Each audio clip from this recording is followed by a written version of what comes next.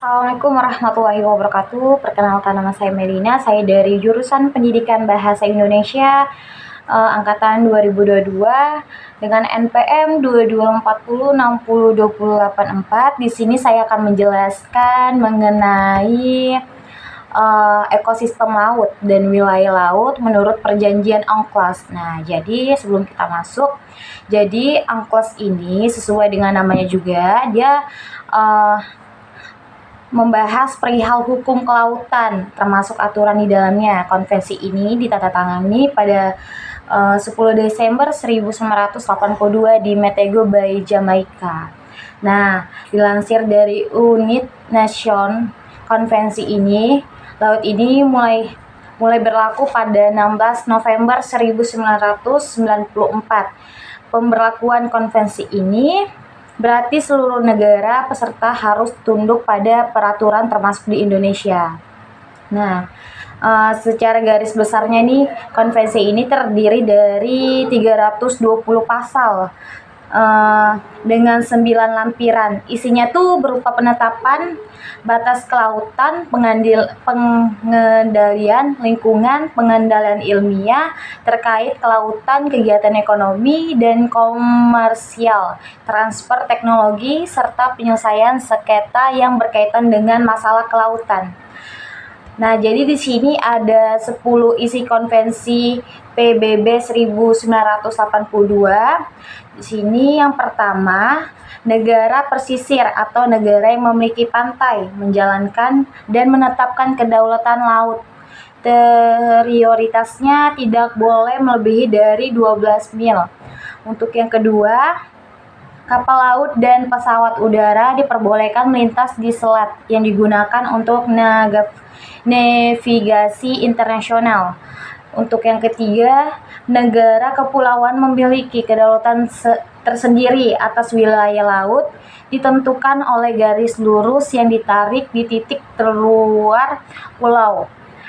Yang keempat, di sini ada negara yang memiliki perbatasan langsung dengan laut bisa menetapkan ZEE atau zona ekonomi eksklusif sejauh 200 mil. Untuk yang kelima, di sini negara asing memiliki kebebasan navigasi atau penerbangan di wilayah ZEE, termasuk pemasangan kabel dan pipa bawah laut. Untuk yang keenam, negara yang tidak memiliki pantai mendapat hak atau mengakses laut dan melakukan transit melalui negara transit. Untuk yang ketujuh, seluruh negara harus turut serta dalam mencegah dan mengendalikan pencemaran laut, termasuk bertanggung jawab atau kerusakan yang diakibatkan oleh pelanggaran negara terhadap konvensi. Lanjut untuk penelitian ilmiah yang ke-8, kelautan ZEE dan landas kontinental haruslah tunduk pada negara pesisir. Jika penelitian ini dilakukan untuk tujuan perdamaian atau lainnya, maka harus meminta keputusan dari negara lain yang bergabung di dalam UNCLOS 1982. Untuk yang ke-9, permasalahan yang ada hendaknya diselesaikan dengan secara damai. Untuk yang ke-10, untuk sengketa bisa diajukan ke pengadilan internasional atau pihak lainnya yang terkait dengan konvensi ini. Untuk yang selanjutnya, zona laut berdasarkan kedalaman. Pembagian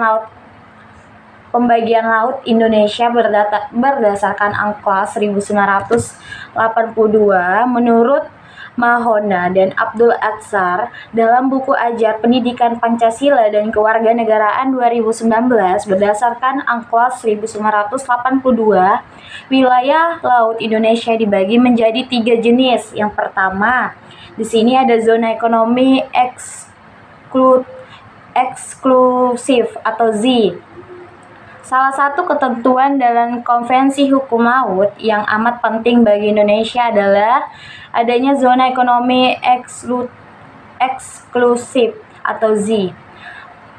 ZEE diukur dari garis dasar selebar 200 mil ke arah laut terbuka. Adanya zona ekonomi membuat Indonesia memiliki kewenangan pertama untuk mengolah dan memanfaatkan sumber daya lautnya. Namun Z juga termasuk kebebasan pelayaran dan pemasangan kabel serta pipa bawah laut. Pemasangan ini tetap mengacu pada peraturan hukum laut internasional, batas landas kontinental serta Z. Yang kedua, zona laut teritorial. Zona laut ini diambil dari jarak 12 mil laut dari garis dasar ke arah laut lepas. Garis dasar ini merupakan garis khayal yang menghubungkan titik ujung terluas pulau, sedangkan laut teritorial berarti laut yang terletak di antara batas teritorial. Negara ini memiliki kedaulatan sepenuhnya terhadap laut. Hingga batas laut, negara ini juga wajib memberikan izin dan menyediakan laut pelayaran lintas damai baik untuk menerapkan atau pelayaran.